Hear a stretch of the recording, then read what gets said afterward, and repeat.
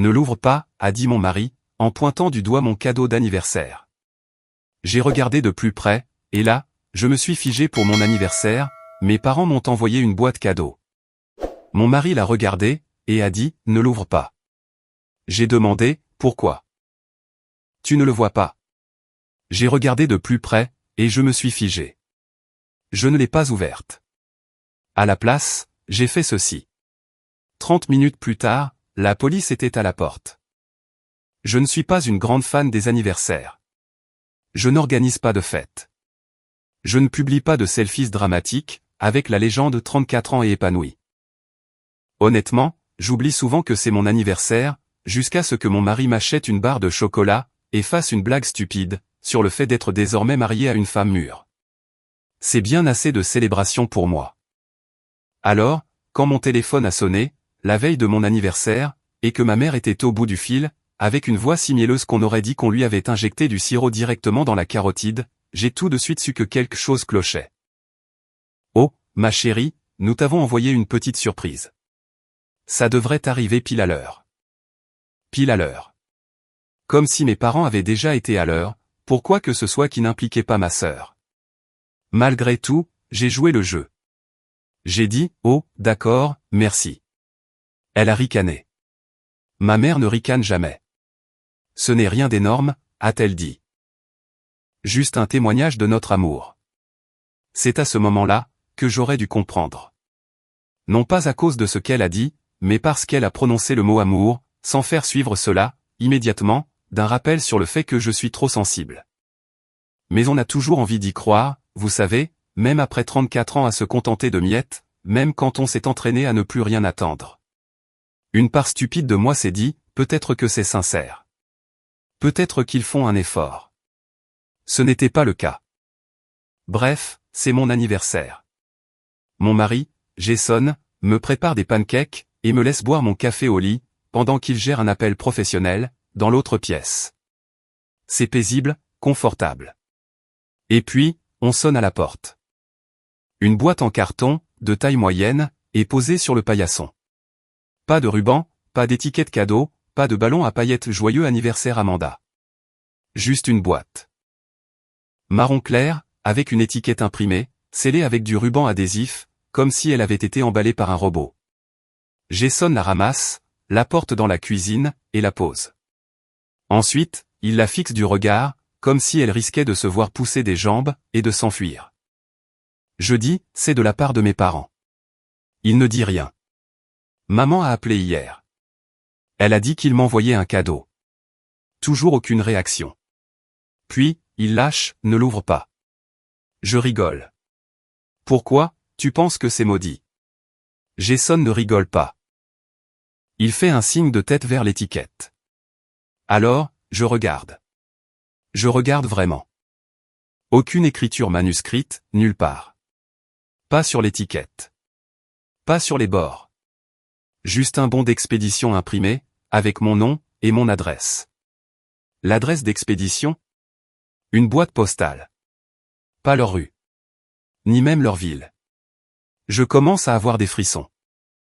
Jason s'approche, et tapote le bord de la boîte avec un doigt. Là, dit-il. Tu le vois. Je me penche. Mon cœur s'emballe. Puis, il trébuche. Tout, à l'intérieur de moi, se fige. Ce n'est pas de la peur, exactement. Pas encore. Juste une angoisse, au visage familier. Je ne dis pas un mot. Jason non plus. Il recule simplement, lentement, silencieusement. Et c'est à ce moment-là, que mon téléphone sonne à nouveau. C'est ma mère. Jason regarde l'écran. Je le regarde. Je glisse mon doigt pour répondre, et je mets le haut-parleur. Ma chérie, est-ce que c'est arrivé? Je fais une pause. Jason ne bouge pas. Mon pouce survole le bouton pour raccrocher, mais je n'appuie pas, ouais, je dis. C'est arrivé. L'as-tu ouvert? Je jette un coup d'œil à la boîte. Ouais, je mens. Je l'ai ouvert. C'est magnifique. Merci. Oh, mon cœur, nous voulions juste te rappeler, à quel point nous t'aimons. Tu es notre fille. N'oublie jamais ça. Mon estomac se noue, car ma mère n'a jamais dit ça. Pas lors de l'obtention de mon diplôme, pas quand je me suis marié, pas quand j'ai pleuré sur son canapé, après une fausse couche, il y a 2 ans. Jason me regarde. Je secoue légèrement la tête. Eh bien, dit-elle, d'un ton chantant. Nous nous sommes dit que tu méritais quelque chose de beau. Tu es tellement forte. Tu l'as toujours été. Elle raccroche. Je ne dis rien, pendant un long moment. Jason non plus. La boîte trône entre nous, comme si elle nous observait. Je déteste à quel point elle était gentille, je dis finalement. Je sais, répond Jason. Elle ne m'appelle ma chérie, que lorsqu'elle s'apprête à mentir. Je sais. Et il n'envoie jamais de cadeaux. Pas même à Noël. Tu te souviens, cette fois où ils ont offert un vélo d'appartement à ma sœur, et à moi, une bougie parfumée de la station-service? Jason rit. Je crois que la bougie était déjà entamée. Je crois qu'elle était périmée. Nous restons plantés là, encore un moment. J'ai envie de jeter la boîte par la fenêtre, mais aussi d'y mettre le feu. Ce qui est un peu contradictoire, mais ma famille l'est tout autant. Finalement, je m'assois. Jason prépare du thé. La boîte reste sur le comptoir. Nous ne l'ouvrons pas. Nous n'y touchons même plus. Elle reste juste là.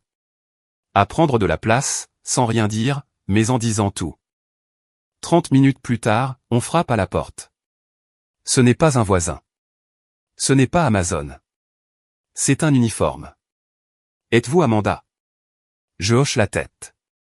Nous avons reçu un signalement, concernant un colis livré à cette adresse. Ça vous dérange si on entre, pour poser quelques questions? Et c'est là que je m'arrête pour l'instant, car la boîte est toujours là, et tout ce qui allait avec, aussi. Pour comprendre comment on en est arrivé là, vous devez comprendre ma vie. Ou du moins, vous devez comprendre Ellie. Ellie est ma petite sœur. Plus jeune de 3 ans, mais allégée d'environ 1000 tonnes de bagages émotionnels. Si je représente le devoir, elle représente le plaisir. Si je suis celle qui se souvient de l'anniversaire de tout le monde, Ellie est celle qui, tout simplement, ne peut pas gérer ce genre de pression en ce moment. Elle était l'enfant prodige, pas de manière brillante ou surdouée. Plutôt du genre, faisons en sorte de ne pas la contrarier. Elle pleurait facilement. C'était ça, son pouvoir. Moi, non. C'était ça, mon erreur. Je crois que j'avais 8 ans, la première fois que j'ai pris le blâme, pour quelque chose que je n'avais pas fait. Nous avions ce vase hideux dans le couloir, vert foncé, en céramique, qui valait probablement $12, mais qui était traité comme le joyau de la couronne familiale. Un jour, il s'est brisé. Grand fracas, gros désordre. Ellie se tenait au-dessus, la lèvre inférieure tremblante, comme dans un dessin animé. Je me souviens d'être entré dans le couloir, et de savoir exactement ce qui allait se passer, comme un réflexe. Quand maman a débarqué, et a commencé à crier, Ellie m'a pointé du doigt. C'est Amanda qui l'a fait. Juste comme ça. Sans préavis. Sans contact visuel. Juste une trahison, nette et glaciale. Je n'avais pas touché cette chose stupide. Je n'étais même pas passé devant. Mais je n'ai rien dit. Parce que j'étais la plus grande. Parce qu'elle pleurait. Parce que je savais très bien comment ce film se terminait. Maman m'a regardé, et a soupiré, comme si j'étais un puzzle décevant, qu'elle n'arrivait pas à ranger dans sa boîte. Eh bien, tu es la grande sœur. Tu aurais dû la surveiller. J'ai été envoyé dans ma chambre. Ellie a eu une glace. Et l'histoire s'est arrêtée là. Une autre fois, je crois que j'avais 12 ans, Ellie a emprunté mon pull préféré, l'a porté à l'école, a mis de la peinture dessus, lors d'un élan créatif en cours d'art plastique, puis m'a reproché de ne pas l'avoir prévenu que ce pull était spécial. Maman a simplement hoché la tête, comme si c'était logique. Pourquoi ne l'as-tu pas mieux caché, Amanda? Tu sais qu'elle apprend encore les limites. Ce pull était un cadeau de ma grand-mère. Ellie ne s'est jamais excusée. Elle a dit que je réagissais de manière disproportionnée, puis elle a pleuré, puis elle a eu de la glace. Et j'ai retenu la leçon, une fois de plus. La vérité n'apporte aucun réconfort. Les larmes, si. Arrivés à l'âge adulte, nous n'étions plus vraiment des sœurs, mais plutôt 2 personnes ayant grandi dans la même maison, et qui essayaient de maintenir la paix, chaque fois que nos parents étaient à portée de voix. Ellie n'est pas allée à l'université. Elle a passé une certification de yoga, a vendu des huiles essentielles pendant 3 mois, a créé un compte Instagram d'art spirituel, qui n'était en fait composé que de captures d'écran Etsy repostées, et de photos d'elle, tenant des tasses de café sur la plage. Curieusement, rien de tout cela n'était jamais perçu comme un échec. C'était juste une évolution. C'est ce que disaient mes parents. Elle cherche sa voie. Elle a une âme tellement créative. Tout le monde ne rentre pas dans le moule, Amanda. Ce qui est très drôle, car je n'ai jamais voulu qu'Ellie rentre dans le moule. Je voulais juste qu'elle rembourse les $600 qu'elle m'avait empruntés pour lancer sa ligne de bombes de bain ratée. Mais je n'ai rien dit de tel.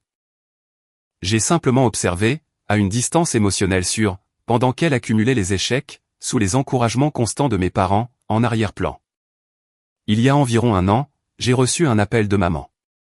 Elle voulait m'emmener déjeuner, juste moi. Elle l'a annoncé comme si c'était une faveur, comme si je devais en être reconnaissante. Nous nous sommes retrouvés dans ce restaurant de la ferme à la table, qu'elle faisait toujours semblant d'adorer, mais qu'elle qualifiait secrètement de hors de prix. Ellie était déjà là, en train de siroter un smoothie aux choux frisés, avec l'allure d'une blogueuse lifestyle au rabais. Elles étaient amicales. Trop amicales. Nous avons commandé. On a parlé de la pluie et du beau temps. Puis, Ellie a lâché le morceau. Au fait, je me demandais, est-ce que ça te dérangerait si j'utilisais ton nom et ton adresse, juste pour un compte professionnel? Pour mon petit projet artistique, ce n'est rien de louche, c'est juste plus facile, parce que je suis un peu entre 2 appartements, et toi tu es tellement stable. Ce mot. Stable. Il a toujours signifié la même chose. Ennuyeuse. Prévisible. Le pigeon idéal pour lui faire porter le chapeau. Maman est intervenue. On s'est dit que c'était logique. Tu es doué avec la paperasse, et ce n'est que temporaire, vraiment. Je ne me suis pas mise en colère. Je n'ai même pas hésité très longtemps. J'ai juste dit, non. Calme. Sereine. Et ferme. Ellie a cligné des yeux. Elle a souri un peu trop vite. D'accord. Waouh. C'est bon. Le déjeuner s'est terminé plus tôt que prévu. Après ça, la mise à l'écart a commencé. Pas de drame. Juste. Graduel. Plus froid. Plus distant. L'invitation pour Noël s'est perdue. Mon père a envoyé un email passif-agressif, sur le fait de ne pas soutenir les projets familiaux. Ellie s'est désabonnée de mon compte Instagram. Je ne l'ai même pas remarqué, jusqu'à ce qu'un ami me le signale. Je me suis dit que je m'en fichais. Mais ce n'était pas vrai. Je crois qu'une part de moi espérait qu'il finirait par revenir. Qu'il respecterait mes limites. Que dire non ne ferait pas de moi la méchante de l'histoire. Au lieu de cela, ils ont simplement avancé sans moi, ce qui, honnêtement, m'allait très bien. Le silence vaut mieux que le chaos. Et je me suis construite une vie plutôt paisible. Une maison tranquille. Un mari aimant. Personne qui ne hurle. Personne qui ne pleure sur commande.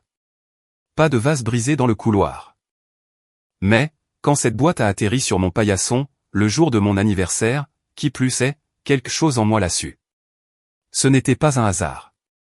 Ils n'essayaient pas d'être gentils. Ils essayaient d'être prudents. Jason a tapoté le bord de la boîte. Là.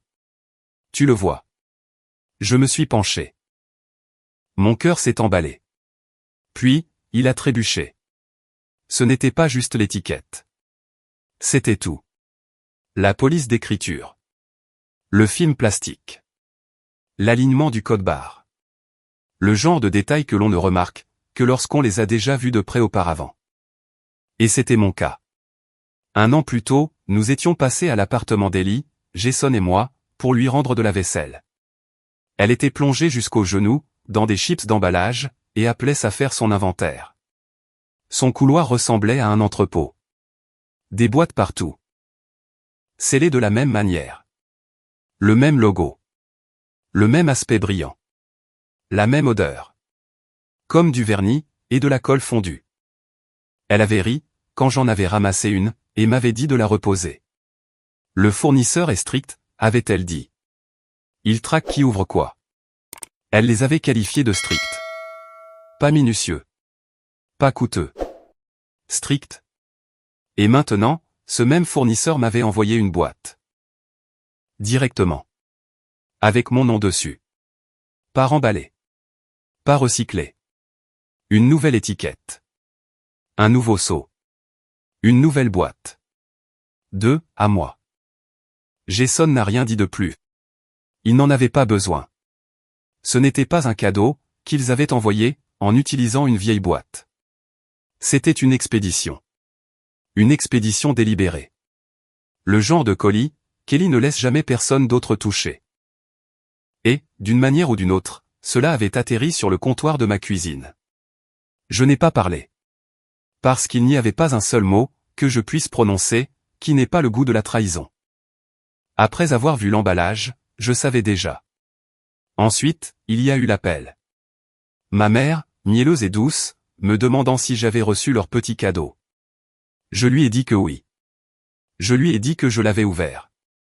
Je lui ai dit que c'était magnifique. C'était faux.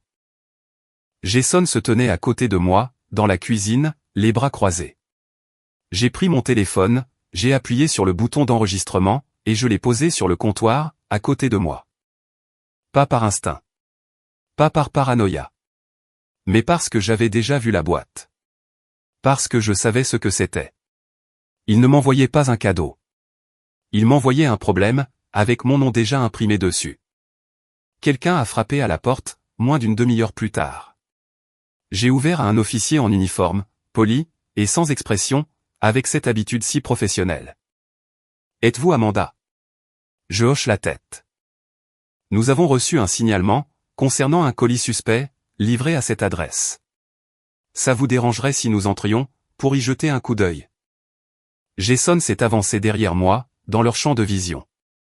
J'ai ouvert la porte en grand. Bien sûr, ai-je répondu. La boîte était toujours sur le comptoir, intacte. Avec les mêmes bords adhésifs. Cette même lourdeur, dont je n'avais pas réussi à me défaire, depuis son arrivée. Je l'ai montré du doigt. C'est celle-ci, ai-je dit. L'officier s'est approché, et l'a inspectée, comme si elle risquait de bouger. Son partenaire se tenait juste derrière, les yeux scrutant la cuisine, comme si nous cachions un entrepôt clandestin, sous la table. Il vous était adressé, a-t-il demandé. Ouais. Un cadeau d'anniversaire. De la part de mes parents. Vous l'avez ouvert? Non. Il a hoché la tête une fois. Cela vous dérange si nous l'ouvrons? Allez-y. Ils ont été méthodiques. Des gants, des cutters, tout dans le respect du protocole. Le rabat s'est décollé avec un bruit sec. À l'intérieur, du papier bulle, et des objets de décoration, le genre de babioles sans âme, que les gens paient une fortune, quand ils veulent avoir l'air cultivé. Quelques petites figurines, un certificat d'authenticité, et un bon de livraison à mon nom, évidemment. L'un des officiers a scanné un QR code, sous l'une des pièces. Il a jeté un coup d'œil à son collègue. Ils ont échangé un regard, que je n'ai pas tout à fait réussi à déchiffrer. Savez-vous ce que c'est? A demandé le premier. Je veux dire, ça ressemble à de l'art. En quelque sorte, ai-je dit. Savez-vous d'où ça vient? J'ai secoué la tête. Je vous l'ai dit. Mes parents me l'ont envoyé comme cadeau. Avez-vous une preuve de cela? J'ai pris mon téléphone, et j'ai lancé l'enregistrement. La voix de ma mère a résonné, claire et fausse. As-tu reçu notre petit cadeau? Nous voulions juste te montrer, à quel point nous t'aimons. Tu es notre fille. J'ai arrêté l'audio là. C'était suffisant. L'officier a hoché la tête. Nous allons emporter ça avec nous. Vous n'êtes pas inculpé, pour le moment, mais cette marchandise correspond à des éléments d'une enquête en cours. J'ai fait un sourire crispé. Pas de problème. Ils ont tout remballé, comme s'il s'agissait d'un danger biologique, m'ont remercié à nouveau, et sont sortis par la porte d'entrée, avec Jason sur leurs talons. Je me suis assise, à la table de la cuisine. Mon café était encore chaud. Cela me semblait presque insultant, comme si l'univers essayait de me faire croire, que tout était normal. 3 heures plus tard, mon téléphone a sonné de nouveau. Je n'ai pas vérifié le numéro. Je n'en avais pas besoin. J'ai décroché. La voix de ma mère n'était plus du tout mielleuse. Comment as-tu pu? Je n'ai pas répondu. Tu as dit à la police que c'était Hailey? Je leur ai dit, qui avait envoyé le colis, ai-je répondu. Tu as fait ça? Tu sais ce que ça signifie pour elle? Oui, ai-je dit. Je le sais. Tu aurais pu te taire. Tu aurais pu dire que c'était une erreur. Tu m'as appelé. Tu as vérifié pour t'assurer que c'était arrivé, et ensuite, tu les as prévenus. Nous n'avions pas le choix. On a toujours le choix. S'il l'avait trouvé chez toi, ça se serait arrêté là. En silence. Circonscrit. Personne d'autre n'aurait été blessé. Alors, tu as envoyé des biens volés chez moi, à mon nom, en espérant que je sois assez stupide, pour les ouvrir? Silence. Puis, la voix de mon père s'est fait entendre. Basse. Mesurée. Nous pensions qu'il saisirait les objets, et passerait à autre chose. Nous ne pensions pas qu'il remonterait, jusqu'à la source. Mais vous pensiez qu'il remonterait jusqu'à moi. Amanda, tu es plus forte. Tu l'as toujours été. Elle a utilisé mon nom. Vous avez utilisé ma maison. Ellie n'est pas faite pour ça. Et moi, oui. Tu n'as pas d'enfant. Tu t'en serais remise. Et voilà. C'était ça, la raison. Ça a toujours été la raison. Tu as toujours été la plus froide des deux, a craché ma mère. Et maintenant, regarde ce que tu as fait. Je n'ai pas répondu. J'ai raccroché. Jason est revenu dans la pièce, avec une tasse de thé dans chaque main. Il en a posé une devant moi, et n'a posé aucune question. J'ai regardé le comptoir. L'espace vide, où se trouvait la boîte, ressemblait à une cicatrice. Ils ont vraiment cru que j'allais l'ouvrir, ai-je murmuré. Jason s'est assis en face de moi. Ils y ont vraiment cru, a-t-il confirmé. Et c'était tout ce qu'il y avait à dire. Une semaine après que la police a emporté la boîte, l'inspecteur m'a rappelé. J'étais à la moitié d'un bol de céréales. Jason venait de partir travailler. Le soleil faisait ce truc agréable, et chaleureux, à travers la fenêtre. Vous savez, quand on a l'impression que les choses pourraient s'arranger. Puis, mon téléphone s'est allumé. Numéro inconnu. Évidemment. Amanda, avez-vous quelques minutes? Bien sûr, pourquoi pas? Autant tout faire brûler avant le petit déjeuner. Nous devons confirmer quelque chose. Votre nom apparaît sur plusieurs documents, liés à l'entreprise que votre sœur dirigeait. Avez-vous déjà enregistré une entreprise, à votre nom? Non. Vous êtes-vous déjà déclaré comme copropriétaire, ou gérante, d'une société liée à la vente d'art, à des plateformes de revente, ou à des chaînes d'approvisionnement internationales? J'ai littéralement éclaté de rire. J'ai essayé de vendre une étagère, sur Facebook Marketplace, une fois. C'est là que s'arrête mon esprit d'entreprise. Il n'a pas ri, pas même un petit rire de pitié. Il y a une signature numérique, déposée à votre nom, ainsi qu'une adresse email professionnelle, rattachée à un compte désormais suspendu. Laissez-moi deviner. Amanda Weller 73, @ard-douteux-mail.com. Ça se termine par design. Bien sûr que oui. Pourriez-vous jeter un œil, à la signature numérique? Il me l'a envoyé. Ça m'a pris environ 3 secondes, pour confirmer ce que je savais déjà. Ce n'était pas la mienne. Je veux dire, c'était bien mon nom, mais pas mon écriture. Comme si quelqu'un avait essayé de l'imiter, après avoir jeté un coup d'œil, au dos d'une carte d'anniversaire, une seule fois. Est-ce votre signature? Non. Reconnaissez-vous cet email? Non. Votre sœur, ou vos parents, auraient-ils pu avoir accès, à certains de vos anciens documents? J'ai fait une pause. Oui. Il y a des années. Des papiers pour les impôts. Des copies de pièces d'identité. Avant, je leur faisais confiance. Ce fut la dernière fois, que j'ai prononcé cette phrase à voix haute. Au passé, bien entendu. Il m'a expliqué en détail, ce qu'ils avaient trouvé. Ou, du moins, il a essayé. Mon cerveau a transformé une partie de ces mots, en un bruit de fond. Une licence d'exploitation, déposée à mon nom. Mon ancienne adresse, répertoriée comme centre officiel des retours. Une trace numérique, remontant jusqu'aux appareils d'Eli. Des contrats de fournisseurs, des liens de paiement, et un faux compte de messagerie, créé de toutes pièces, pour se faire passer pour moi.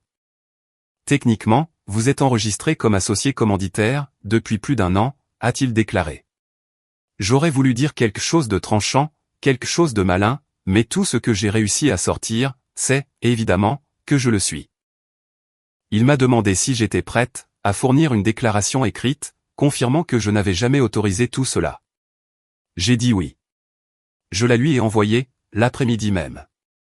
J'ai même inclus une copie de ma véritable signature, pour comparaison. Juste au cas où quelqu'un aurait besoin d'aide, pour jouer au jeu des 7 erreurs. Il m'a remercié pour ma coopération, et m'a dit qu'il me recontacterait, s'ils avaient d'autres questions. C'était tout. Il ne m'a pas dit ce qui se passerait ensuite. Il n'a plus prononcé le prénom d'Eli. Il n'a pas utilisé le mot inculpation. Il n'a pas promis que justice serait faite. Il m'a juste remercié, et a raccroché.